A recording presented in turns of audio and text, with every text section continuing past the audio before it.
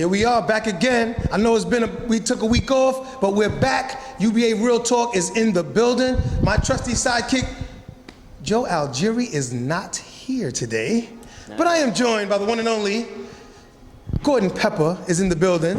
The former host of the Rundown. Canceled after 2 episodes, so... Oh, very nice. Very nice. No, not canceled after 2 episodes, sorry. I'm just kidding. We're actually doing episode number 3 over at Strike 10 Layton's in Brooklyn, where I'm going to have, as my special guest, the new Northeast champion, Mr. O.J. King. That's tomorrow night. That is tomorrow night. Tomorrow night, Wednesday night, if you're in the area, you want to see my man here do the Rundown, go over to Strike's 10 Lanes in Brooklyn, New York, and check that out. It's going to be a lot of fun. That's enough about Rundown. We're here. It's Real Talk, baby. UBA Real Talk. And we got a lot to talk about this week because we missed a lot of things. The first thing we need to discuss is the UBA Old School. That was a very, very fun set of matches. Wasn't it? Wasn't it? It was. The UBA Old School, I want to thank everybody that came out. It turned out to be something that we definitely need to do again. We, have another house where the good premier bowlers from that house headline the action, okay? Sir. And I'm pretty sure we can get a house to sponsor it, and we can get a lot of good bowlers to come out and participate. Based on everything that we saw, I don't think that's going to be much of an issue. The best match by far, which was one that I know that you and Joe thought was going to be the best, and when me and Tom Twist discussed this, we thought it was going to be the best match of the set, and it lived up to its billing, was the women's match. Yes, it was. Yes, it was. Yes, it was. Robin Buschini and Deanna Cryan went 7 games after Robin fell behind 3 games to 1. She had the classic walk down. She fell behind 3 games to 1, and she pulled the walk down. Once it got to 7, you could kind of see the momentum shifting. She found a good line. She was getting in a rhythm. She started, the classic twist and squat that she does on some of her strike shots, and it just turned out to be a great match, and she pulled it out. And she showed that she was well deserving of her Vixen title shot that she's gonna get now at Battle Bowl, and that's gonna be a great match in itself with her, Crystal Franklin, Carla Pereira.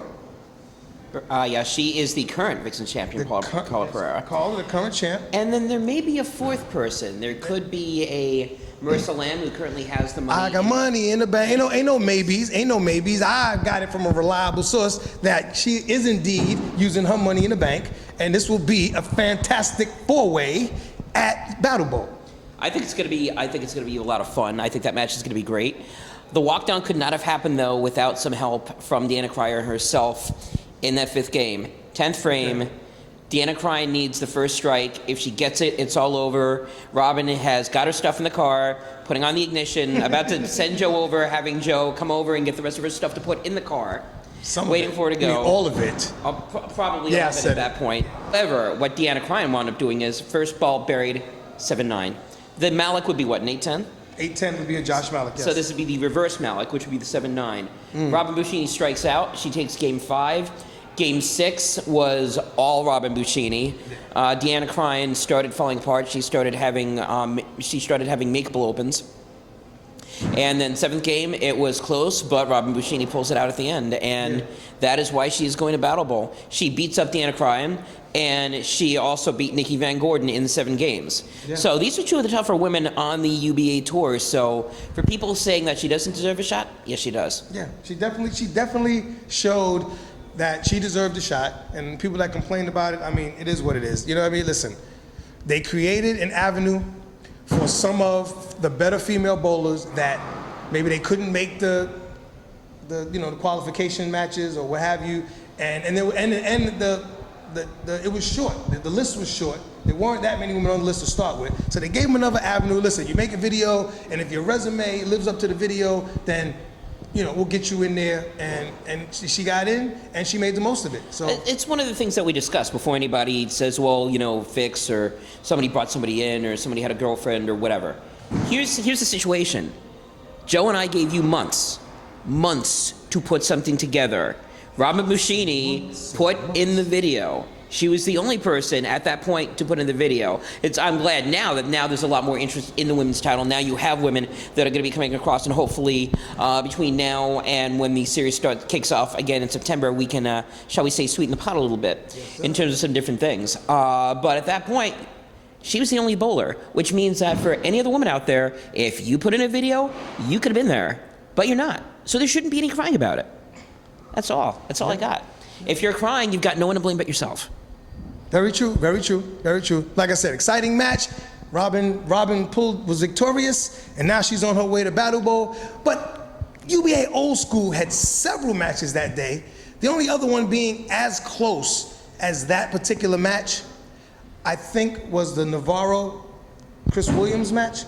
Navarro, Chris Williams. Now, keep in mind, when I was broadcasting it, it is about wins, absolutely. However, more importantly, it is about margin of pin count. Yeah, that match was totally different. That match was a total pins, 5 games here, 5 game at the House of Joe's Choice, and it was total wood. And I believe Navarro leads by 1 pin. Chris Williams leads by 1 pin. Oh, Chris has a 1-pin lead? Well, Chris has got a 1-pin lead. Joe Navarro made up a lot of wood in that last game to cut it down to 1. Chris Williams had to strike out in the 10th frame, had to get the first 2 in the 10th frame to lead the overall wood. He did get the first 2, so he does lead overall wood by 1. But again, it's only 1 pin, and now you're going to Navarro's house. Okay, yeah, that's going to be tough. I mean, Chris Williams is leading right now, but I have to say advantage Navarro. Yeah, definitely. Especially coming out of Van Ness without a big lead, heading out to Patchogue, I believe they're going to bowl at. I believe so, yes. You need to come out of Van Ness with a big lead. He didn't, and we'll see. I mean, he's a good bowler. He's a good bowler anywhere. He's got a bowl. So we'll see what happens. Here's my thinking though, and no offense to Chris Williams. Chris Williams is a very good bowler.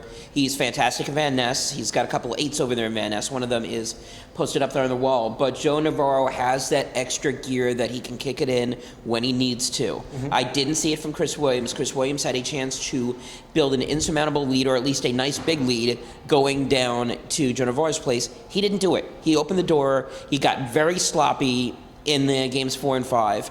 And because of that, it's now a 1-pin game. And for me, again, I get it. Chris has the lead. I think Navarro's going to take it because of that. I think so too. I advantage Navarro. But moving right along. Because as you see, my host talks considerably more than Joe Algieri does. Just a little bit more than Joe Algieri. And we're not trying to make this into an hour-long show. Wait, we're not? That's not my contract. No, that's it. Moving right along. Further matches that went on, Lou DiMartino defeated Dave Sabin 4-2. I thought that was going to be a good match. I was not disappointed. It was fun going back and forth. Lou took the early lead. Mm-hmm. Dave managed to come back and make it a contest, but Lou DiMartino, as much as we call him and jokingly call him the big goofy guy gets it done. Who calls him the big goofy guy? Bunch of people. I call him Sasquatch, right? Sasquatch? That would be a big the vanilla gorilla? Yes. But Lou DiMartino came out on top in that particular match. Other matches of the day, Ray Smarsh. Shout out to the old guy. Yeah, got it done. Yeah, I'm older than you, Ray, but the only 40-year-old on the card. Yes. And he put a beating on my man Robert Smith, Coochie Killer himself.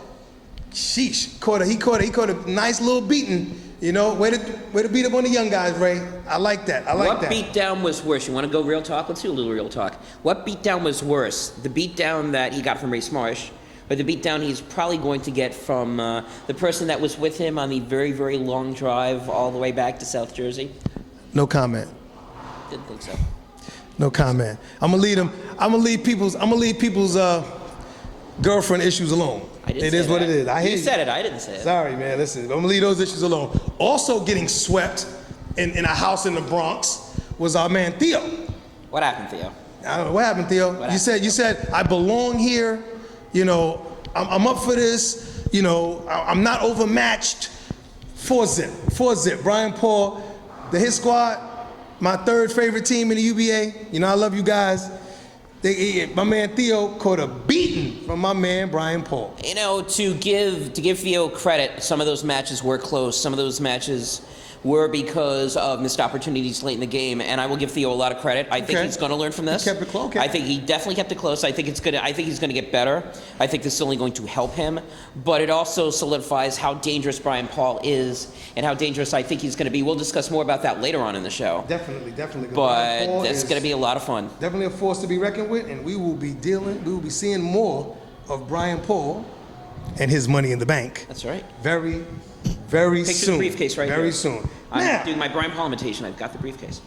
who else did we have? There's another guy from Jersey came all the way to the Bronx to catch a beating. We got 2 Jersey guys that came from Lodi Lanes, both of which had very different results. You had Alex Prell that came in and dismantled Joe Borhill 4-1. Yeah. Alex You Prell did had his thing. you had Andrew Curry who came in and got dismantled by Nico Rivera 4-1. Now here's my question. I'm going to ask you the question now. Okay.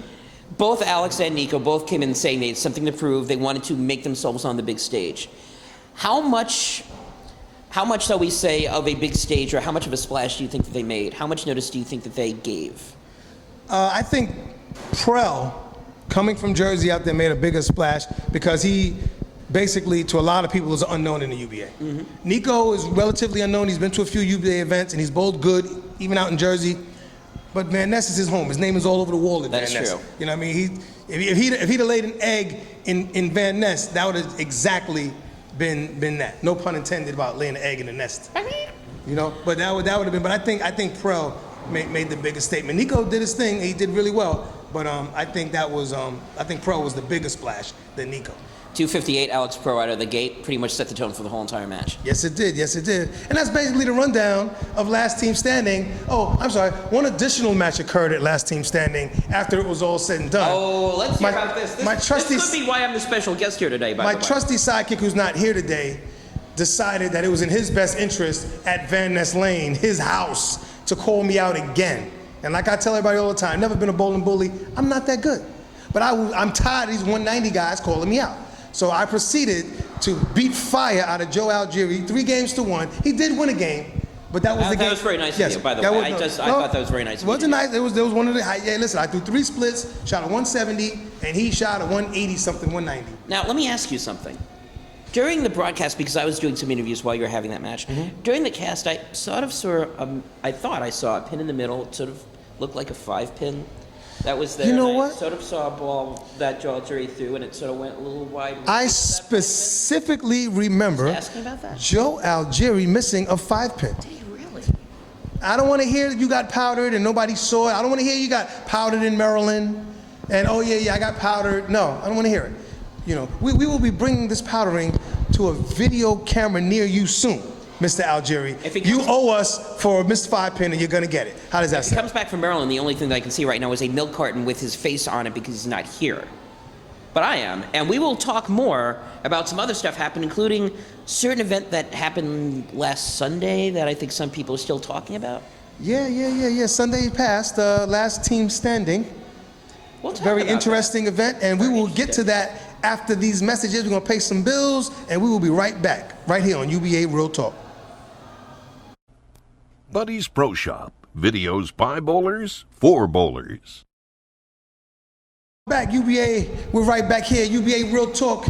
Me and my, joining me for today, my temporary partner in crime, I'm not Joe Algieri, but I play him on TV. Mr. Gordon Pepper. No, not really. And his dry wit is in the building joining me today. Listen, we got a lot more to talk about, and we are going to start with the events of Sunday. Last Team Standing. You know, I hear there's still a big buzz about Last Team Standing. There's a very big buzz going on about Last Team Standing, and I will just start here by saying congratulations to the Latino All-Stars for winning Last Team Standing. Now, a lot of good bowlers in the building, you know, well done, job well done, guys. Congrats to X-Men for making it to the final 2 with them. Yes, sir. And, you know, falling a little short, but congratulations. And that's all I got to say about Last Team Standing. That's pretty much all that happened. Well, there's some other things that happened later on after that. You had a couple of individual matches. But we'll talk about that. We'll talk about more about that later, I would think. But I got a question for you. Okay. I got a question for you. Because Last Team Standing is usually done in October or November of the season. This year it was done right before the opt-out period. So my question to you becomes, because they filled up the place on Sunday. Usually it's a 2-day thing, Saturday and Sunday. This year they put it on Sunday, one-day event, which was good. It was well filled up. But how much of a play do you think the opt-out period made on that? None. No, you don't think so? Nah. It's a good segue, though. Nah, definitely. Listen, everybody, well, by the time this airs, opt-out will have started. And we still have an episode next week for those that do wish to opt out on camera. If you want to opt out on camera, reach out to myself, Joe Algieri. You can reach out to Gordon Pepper, reach out to Phil Chance himself. If you want to opt out on camera with your old and new jersey, we welcome you right here at UBA Real Talk, and we will work that out for you. I think we should. I think we should. It'd be a lot of fun. That will be a fun event. Well, you're not opting out. Who? You. You wouldn't Where opt am I out. going? I'm not going anywhere. I'm not opting out. I'm staying put. I don't think Joel Algieri's opting out. I think he's staying where he is. Nah, I mean, unless he's going to Wrecking Crew. He could go to Wrecking Crew, or Robin Buschini could go to Apocalypse. That's not going to happen. I don't think so That's either. not going to happen. That's not going to happen. The triplets have joined forces, and Oh, you mean sextuplets? yes, the sextuplets listen, have joined together. yes, and the Jolly Green Giant. Yes. Once that group gets together, they But pretty you much would think that there will be at least a couple of people that are going to jump teams with all the new teams coming out. Oh, definitely. There is definitely going to be an opt-out buzz as we've had in the past. We just don't know where people are going to jump from, and we don't know where they're going to land. It's like every year. So this opt-out should definitely be a very interesting season. I think it's going to be a lot of fun. I think you're going to get a lot of surprises based on some of the buzzes that I'm hearing. I'm certainly hearing that some of the new teams, especially, of course, from the Jersey region, the Northwest Division of Jersey is going to be a cluster with a lot of teams that have spawned other teams and people jumping from one to the other, to the other, to the other. Yeah. Here's what you should be watching for if you're in the opt-out period, at least from the New Jersey side. From the Northwest, you've got Asylum, and you've got Garden Foundation, sort of spawning Murder, Inc., Okay. America's Most Wanted, Fish Creek's Militia. Yeah. So right there, those five already make up half of that division. There's no law of loss between them and anybody else. People are already starting to talk junk to other people on other teams, and those teams haven't even been formed yet. Yeah. So this is going to be one big party for people to watch. It wouldn't shock me if you had a lot of people there. It wouldn't shock me if you saw some Long Island people here, or a lot of them jumping from team to team. Yeah. You've got a big expansion in Connecticut. You now have 7 teams, I believe, coming out of that. Actually, no, I'm sorry, 11 teams coming out of that division in Connecticut. So you're going to have a lot of people out there. So it's going to be a lot of fun. Definitely. It's definitely going to be a very interesting opt-out period. But however, that's the future. That is the future. Let's talk about now, because after last team standing, we had 2 featured matches. Tom Twist was defending his Northeast crown against the one and only, the super kid himself, Richie King of SWAT. We'll talk about that and some other stuff that happened at last team standing after this. We'll be right back. Yep. Hey, what's up, UBA Real Talk? We are back. Big Rod Dog, a.k.a. Paul Rodriguez, here with the one and only Gordon Pepper. And Yo. it's time to talk about the road to Battle Bowl. It's a very long road this year. Yeah, buddy. Very long road. We'll start with what happened in the past, and we'll go up to what happened now, and I'll try to make it as quickly as possible so that you don't conk me with the microphone. How's that? You keep talking. When it's time for you to stop talking, I'll let you know. Sounds like a plan. So, this past weekend over at Last Team Standing, we had Richie King become the new Northeast champion by defeating Tom Twist. This one was not close, and that sort of surprised me because first one round, it won 6 games between Richie and Tom. Everybody thought it was going to be a much closer match this time around because Tom tweaked his back out. A lot of us thought that injury had a major play in this. Okay. Not this match. This match, Richie King had the line. He did bowl early on in last team standing. That may have been a reason why the match was not as competitive. He may have used it to his advantage. There's always a plus and a minus for bowling right before a match. The plus is you get to see the lanes, especially if it's the same shot. The minus is your arm going to fall off? Are you going to run out of gas? I'm not bowling 3 or 4 games, and not when you're in your early 20s. It's true. I'm almost 50, and I could bowl 10 games in a day and get better as I go along. So it is what it is. The 10-game man. Yeah. So for a young cat, that's not even an issue. Like you said, he was just getting warmed up by the time he got a hold of Tom Twist. Cause Jesus. Yeah, it wasn't. That's pretty much it. The scores weren't very close. The one thing all 4 games had in common was he got an early lead. The 4 games that he won had in common was he got an early lead and he kept it. Yeah. And he didn't really give Tom a chance to get back in the game. Okay. The one game that Tom did win was Game 3, and he blew him out of the water. He beat him by like close to 80 pins. Okay. Except all the other 4 games, it was all Richie King, and when Tom Twist wasn't carrying, he was opening, and that usually spells disaster, and it did this time. Oh yeah, open frames are key. Open frames. Spares win championships. Always do. Now, moving on.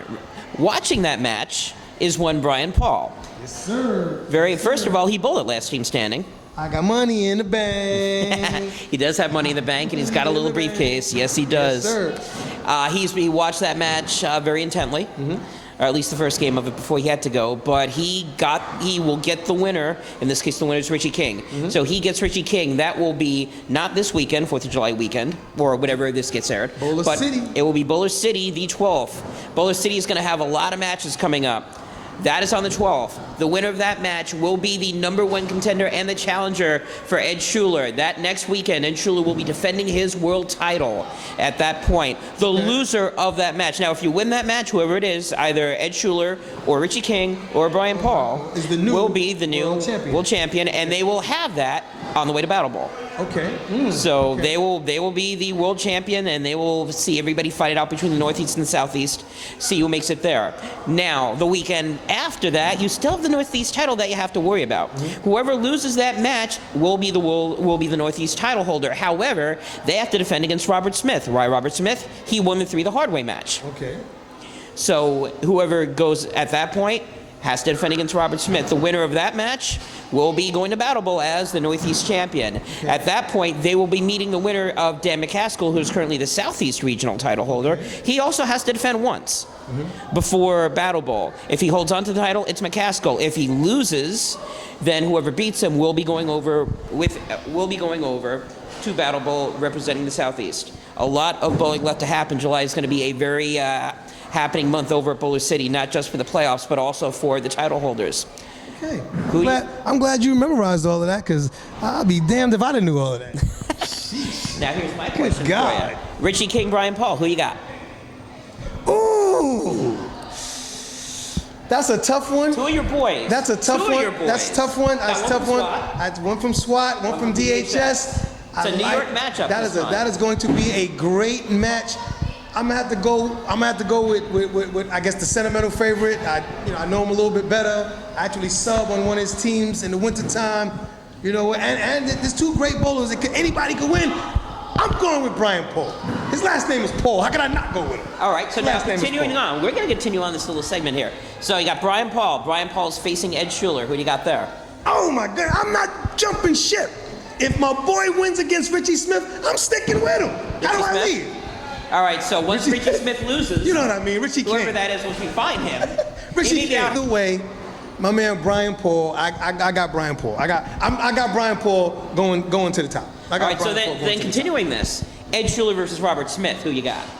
Ooh. That is a tough match. It depends on South Jersey, if that's what. It depends on which Robert Smith shows up. I've seen him throw a lot of strikes and look really good. 3 the hard way. And I've seen him flame out. Old school. Yeah, so it depends on which Robert Smith shows up.